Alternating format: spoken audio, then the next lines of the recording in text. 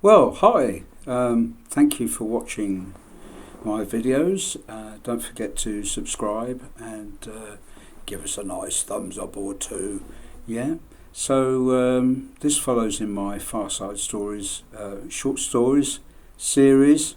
God, I'll try and say things correctly. I haven't rehearsed any of these, but this is a short story that I wrote, which relates to events about 45 years ago. Anyway, I've kept it really short. There are various versions of this short story, but this is the shortest short story.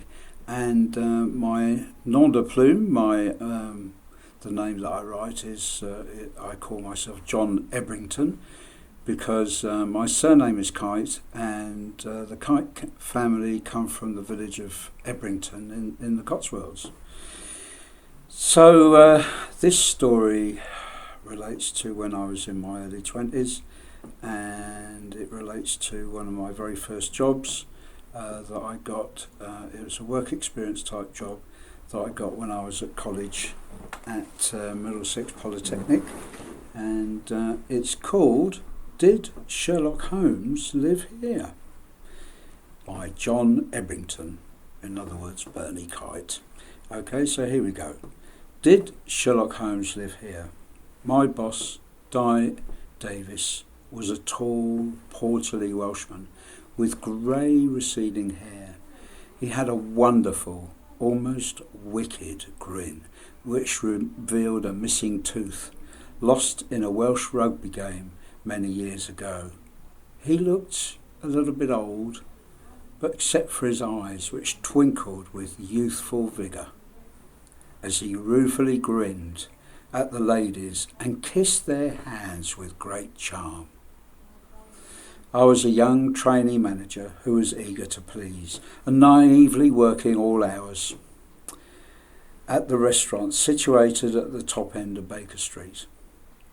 Despite being a busy part of London, there was a friendly atmosphere in the area amongst the nearby residents and local traders. People all knew each other round there.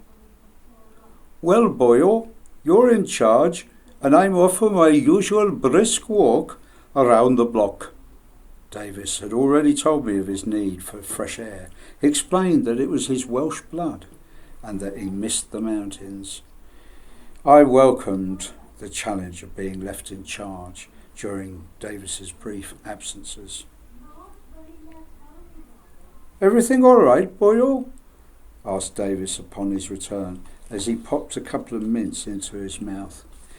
It reminded me of my smoking days, of schoolboys sucking mints after going for a smoke behind the bike sheds. Slowly the restaurant filled up, and there was a friendly, relaxed atmosphere. There was a very gentle, nice hubbub in the restaurant. Two women came in and smiled at Davis. One of them asked in a loud American accent, "Tell me, did Sherlock Holmes live here?" "Oh, yes, indeed he did. Of course he did. You have come to the right place," said the suave Davis, lying through his teeth, as he led them to their table. As soon as I knew that someone was American, I'd rush into the kitchen and fill a big glass jug full of ice cubes and then add a little water up to the top of the jug, as I knew it could earn us tips. This is the first place in the whole of Europe to give us ice water," said one of the women. Davis went over to take the American lady's order. "Excuse me, could you tell me what is Dover Sole?" one of them asked in a loud voice. "Well, look you, Dover is a nice town, charming town on the south coast of England," replied Davis. "But what is Sole?" the American asked in an even louder voice, and the people at the neighbouring table looked up, startled. "Well, it's a very rare sort of a flatfish that lives next to the beautiful white cliffs of Dover. said Davis, as he made a sort of horizontal gesture with his hand. But despite his charm, the two women chose trout. Oh, what a wise choice. Trout was one of Holmes's favourites, you know, said Davis. Then later, as they left the restaurant, Davis kissed each woman on the back of the hand with great panache.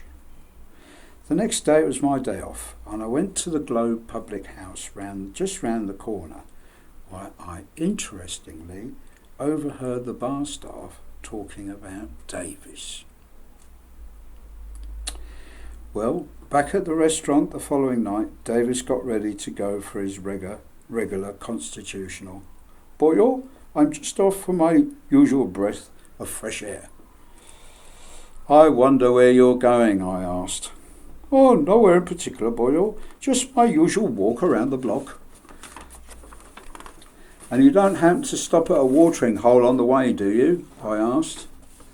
Oh, no, Boyle. As I told you before, I just go for a breath of fresh air. And I don't know what you mean. I never stop. I just keep brisk walking. I know. Don't tell me I'm Dr. Watson, I said to Davis as he slipped out to the door.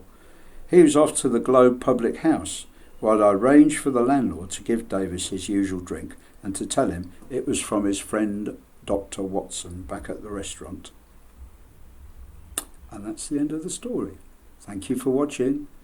Do take care, and I hope do subscribe to my channel. Thank you so much for watching.